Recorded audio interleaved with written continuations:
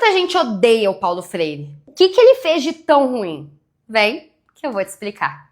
O Paulo Freire nasceu em Recife em 1921 e ele foi um educador. Basicamente, pessoal, o maior feito da vida dele foi que ele desenvolveu um método de alfabetização para adultos. Com o método Paulo Freire, em apenas 40 horas de aula, um adulto conseguia aprender a ler e escrever do zero, usando palavras que faziam parte do dia a dia, do cotidiano dele. Então, basicamente, ele criou um método para ensinar gente mais velha que não conseguiu estudar quando era jovem a ler e a escrever. Ok, mas qual que é o problema disso? Política. Porque, pessoal, durante quase toda a história do Brasil, as pessoas pobres não tinham direitos políticos, elas não podiam participar da política. O Dom Pedro I e o Dom Pedro II colocaram na Constituição do Brasil que só pessoas ricas, pessoas que tivessem uma alta renda, poderiam votar. Mas depois que o Brasil virou uma república, ficou muito feio colocar isso na Constituição. Mas os governantes não queriam que os pobres participassem da política, principalmente depois que a escravidão no Brasil acabou. Eles queriam que aqueles ex-escravos tivessem direitos políticos, que eles pudessem votar. É óbvio que não. Só que ficava feio colocar na Constituição que pobre não podia votar. Então o que eles colocaram no lugar?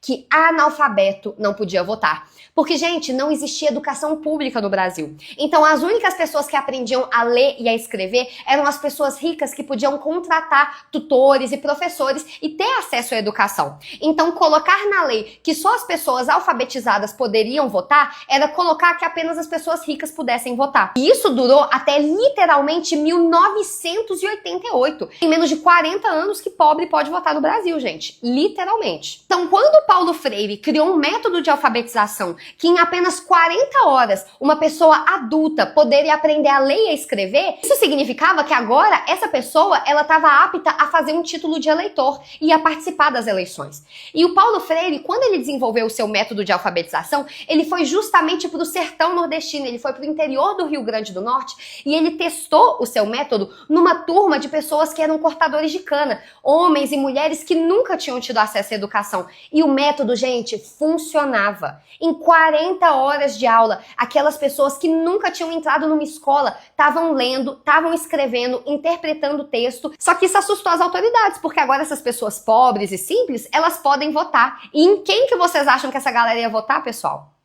Olha essa foto aqui, pessoal. Essa foto é da aula inaugural do professor Paulo Freire, quando ele apresentou o método dele para o governo brasileiro e provou que o método de alfabetização dele funcionava. Sabe quem que é esse homem que está atrás do Paulo Freire?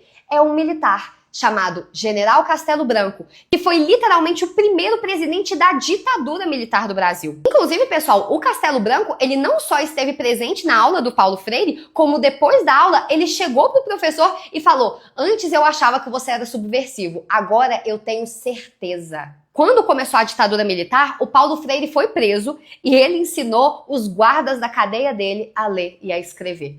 Ele acabou sendo solto e teve que fugir do Brasil pela segurança dele. E nesses anos que o Paulo Freire viveu fora do Brasil, ele viveu na Suíça, nos Estados Unidos, no Chile, na Bolívia. Ele escreveu vários livros que ajudou a reestruturar a educação do Chile. Ele é tido como um herói nesses países. A Universidade de Harvard, que é a maior universidade do mundo nos Estados Unidos, tem disciplinas que estudam o Paulo Freire. O Paulo Freire é um herói mundial, menos no Brasil.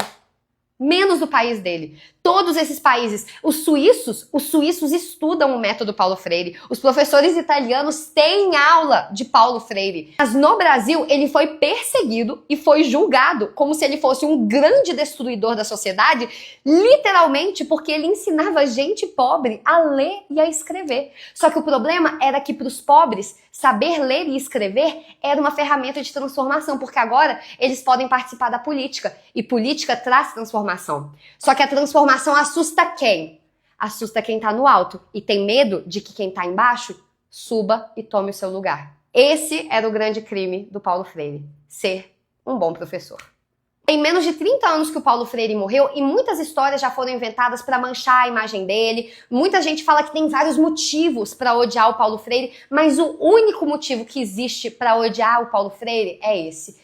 Ele era um homem que dedicou a sua vida inteira aos pobres e que ele queria que os pobres usassem a educação como uma ferramenta de mudança para sair do ciclo da miséria. Quem odiava o Paulo Freire eram os governantes que tiveram acesso à educação, mas não queria que a população geral do Brasil tivesse. Gente, na época, mais de 80% do Brasil era analfabeto.